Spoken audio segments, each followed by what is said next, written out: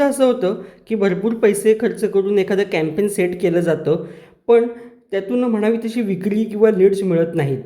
ह्याचं कारण ती कॉपी तितकी आकर्षक नसते किंवा योग्य प्रकारे लिहिलेली नसते, हे देखील त्याचं एक कारण असू शकतं.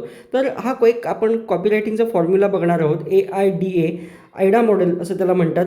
तर या फॉर्म्युल्यामुळे सेल्स वाढतो, लीड्स चांगल्या मिळतात. तर काय आहे नेमका फॉर्म्युला आपण बघूया. ह्याच्यामध्ये ए म्हणजे अवेअरनेस किंवा आपण म्हणू शकतो अटेन्शन. म्हणजे सुरुवातीलाच हेडलाईन अशी असणं अपेक्षित असतं की ज्यामुळे उत्सुकता वाढेल की हे अधिक प्रॉडक्ट किंवा सर्व्हिस विषयी अजून अधिक जाणून घ्यावं, अशी एक आवड निर्माण होते, इच्छा निर्माण होते. कारण जर नुसती जर ती आपण ॲड कॉपी जर कोणी मग ती फेसबुकवरती जाहिरातीचं कॅम्पेन चालवलेलं असेल, गुगल वरती सर्च इंजिनवर असेल किंवा आणखीन कुठे असेल, पण जर ती पूर्णपणे वाचलीच गेली नाही तुमची जाहिरात किंवा डिस्कवरी ॲड्स वगैरे असेल गुगलवर, तर मग त्याचा काही तसा उपयोगच नाही. त्याच्यामुळे सुरुवातीला एक अटेन्शन निर्माण होणं महत्त्वाचं आहे, एक अवेअरनेस निर्माण होणं महत्त्वाचं आहे तुमच्या प्रॉडक्ट सर्व्हिसविषयी, आणि त्या दृष्टिकोनातून हा ए महत्त्वाचा आहे. त्यानंतर इंटरेस्ट क्रिएट होणं, म्हणजे हेडलाईन नंतर आपण आकर्षित करून घेतलं आणि अधिक जाहिरात पूर्ण वाचायला उद्युक्त केलं ऑडियन्सला. पण जर त्याच्यामध्ये पुढे जाऊन जर त्यांचा इंटरेस्ट क्रिएट झाला नाही, तर मग ते विक्रीची क्रिया होण्याच्या दृष्टीने काही फारसा त्याचा उपयोग होणार नाही. म्हणून इंटरेस्ट क्रिएट झाला पाहिजे. अशा पद्धतीनं हे दुसरा टप्पा म्हणू शकतो आपण. ह्या पद्धतीनं जाहिरात लिहिताना पहिला अवेअरनेस निर्माण करणं, अटेन्शन, आणि त्यानंतर इंटरेस्ट निर्माण करणं.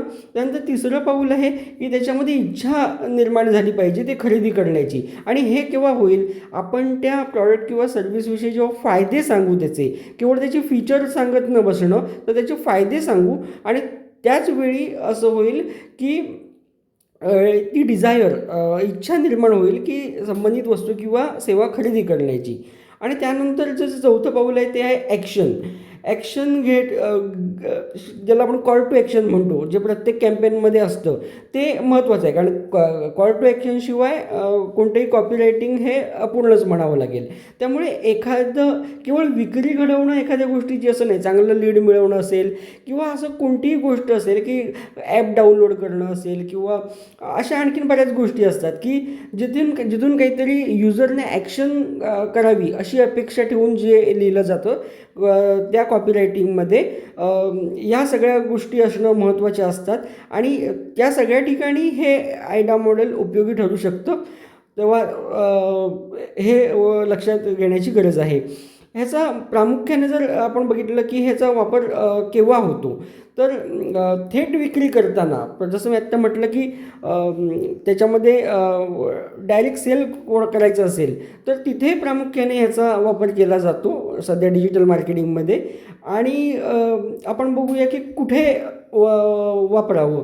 तर ह्या मॉडेलचा, या फॉर्म्युलेचा वापर आपल्याला न्यूजपेपरमध्ये आपण बघतो की पहिल्या पानावर किंवा अशा 3x20 किंवा अशा एका मोठ्या जाहिराती असतात, अर्ध पान असेल, पाव पान असेल वगैरे, तर त्याच्यामध्ये किंवा पूर्ण पानही असेल तिथेही आपल्याला ही वापरता येऊ शकतं हा फॉर्म्युला. त्यानंतर टेलिव्हिजनच्या वेगवेगळ्या प्रकारचे ॲड फॉर्मॅट्स असतात, 10 सेकंदापासून ते पूर्ण शो असतो अर्ध्या तासाचा, तर अशा सगळ्या ठिकाणी सुद्धा हे मॉडेल वापरलं जाऊ शकतं.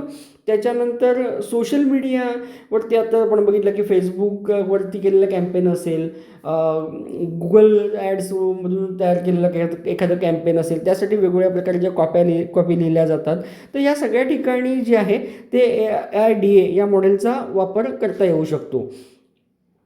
तर ह्याच्यामध्ये हे आत्ता जर आपण जर AIDA हे कॉपीरायटिंगचा फॉर्म्युला बघितला, तर त्याच्यामध्ये एक असं गोष्ट लक्षात येईल की हे प्रॅक्टिसने जमू शकतं. आणि निश्चितपणे जर तुमचा कोणता बिझनेस असेल तर नक्कीच ह्या पद्धतीने जर तुम्ही कॅम्पेन रन करत असाल तर ह्या पद्धतीने कॉपी लिहिली गेली किंवा आत्तापर्यंत जर तुम्ही कॉपीरायटिंग तुमचं जे काही होत असेल ते ह्या फॉर्म्युल्यामध्ये एक जसं AB टेस्टिंग म्हणून असतं तसं ह्या प्रकारे सुद्धा एक टेस्ट केलं जाऊ शकतं. त्यातून कदाचित नक्कीच चान्सेस आहेत की तुमचे हे जो सेल्स आहे तो वाढू शकेल.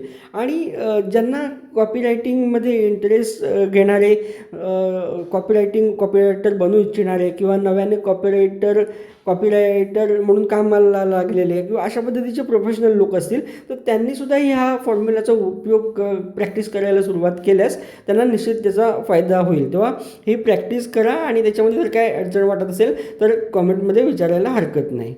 थँक्यू.